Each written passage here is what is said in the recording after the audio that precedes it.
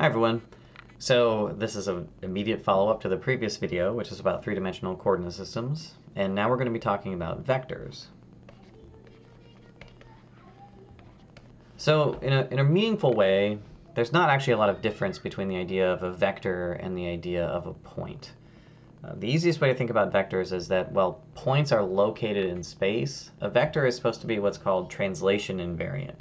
That is, it just tells you how far you got from some initial point to some ending point, no matter where you actually started. Vectors are supposed to be able to be picked up and moved around.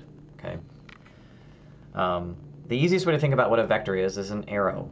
So an arrow is a directed quantity. It has a beginning and an end, points somewhere.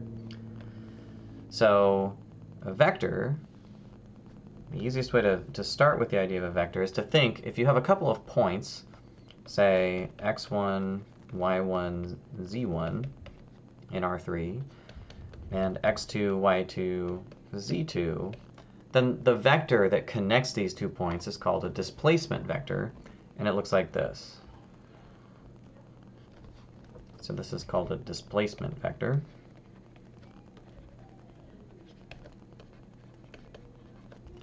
And the way that you can define it is you just subtract the points.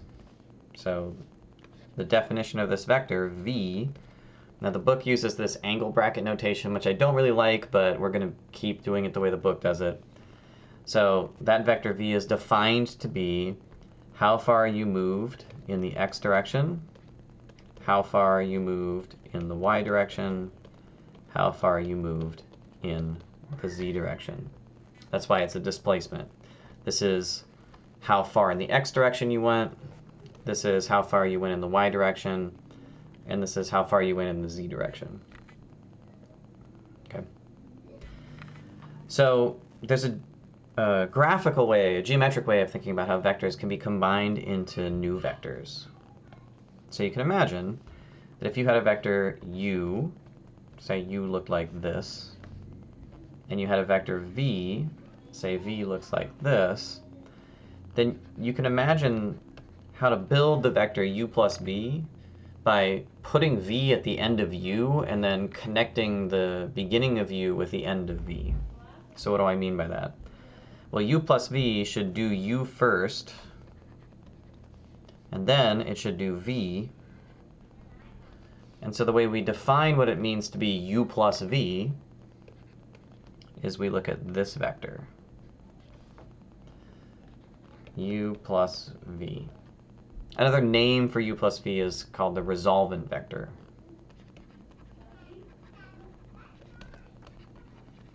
Which is a name you may have seen before. And this is called the triangle law. And typically you see diagrams like this when you're looking at vector quantities in physics or physical applications. Now the nice thing about vectors is that they can be scaled by scalar multiplication. So vectors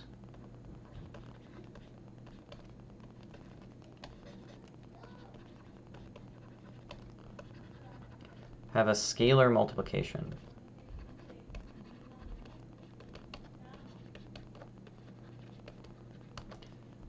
So if we have a vector u, I can think about 2u.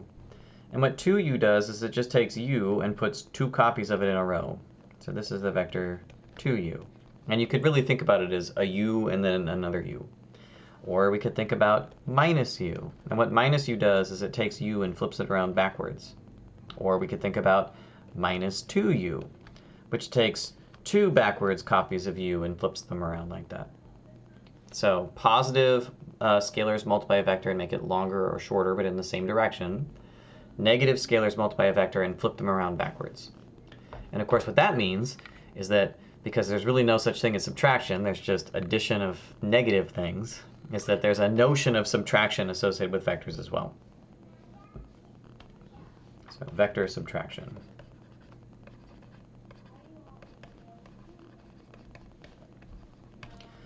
So if you have a vector u and you have a vector v, and you want to compute u minus v, then what you do is you take the opposite vector of v, you look at minus v, which points in the opposite direction of v but has the same length. And then you add that vector to u. So you think about it as u plus negative v, which means you start at the point, you do u first, then you do negative v.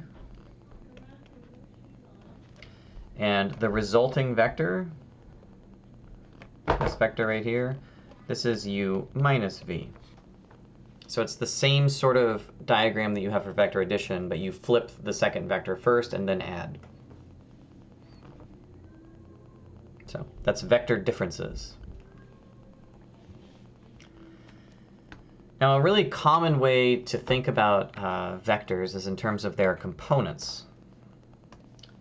So if I had a vector, say 1, 2, 3, what I mean by that is 1 unit in the x direction,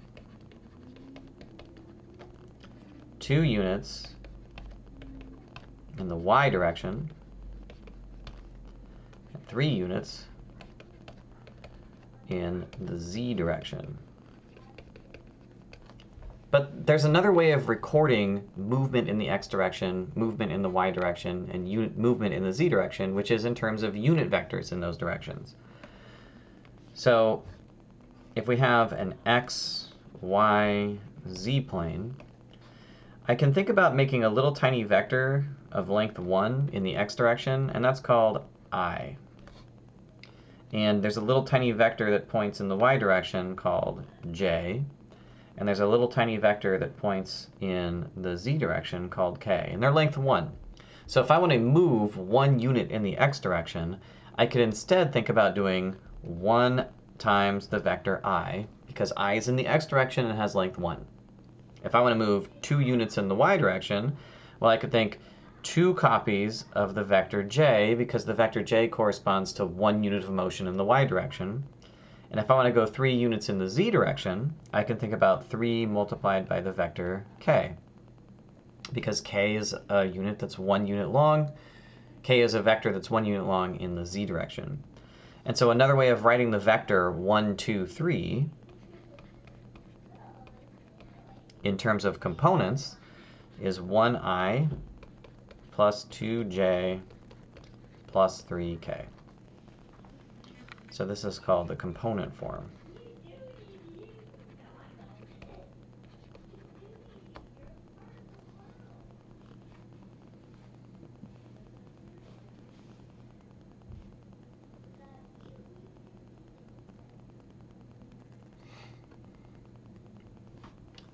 So the other thing that we need to know about vectors is they actually encode 2 quantities. So vectors encode both magnitude and direction. Direction we're not going to be able to really deal with until we have the dot product, which we'll get in chapter 12.3. But the length of a vector certainly we can pick up. So vectors carry 2 pieces of information.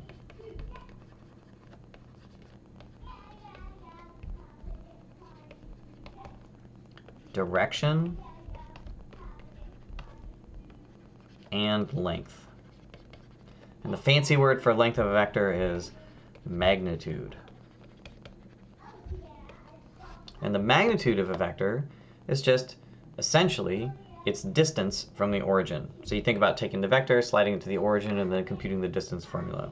And the notation for that is the absolute value sign. So if we write down the length of a vector A, and A is a vector in 3 dimensions, so the length of A1, A2, A3, then the way we compute that is we square each of the components, and we take the square root. And you should recognize that this is the distance formula, or if you like, the hypotenuse of the triangle that these vectors form, at least in 2D. If, on the other hand, you have a vector that has, let's say, a 2D vector, then the magnitude is equal to just the 2 components it has squared. And actually, this pattern holds for any number of variables, because there's vectors make a lot of sense in any number of variables, it turns out. So the point of this chapter is to be able to handle sort of basic computations with vectors and their components, and the arithmetic of vectors. And it's very straightforward in that sense. And so I'm actually just going to leave it there. I think that this is enough for you to really get into the basic arithmetic that shows up in 12.1 and 12.2. And the more complex mathematics that we're going to get into is going to show up in sections 12.3 and 12.4, which is about the dot and the cross product. And that's where we start seeing how the geometry of vectors gets used in a way that's useful for thinking about calculus and calculus-based problems. All right, so that's enough to get started, and I'll have new videos posted tomorrow. Thank you very much. See you soon.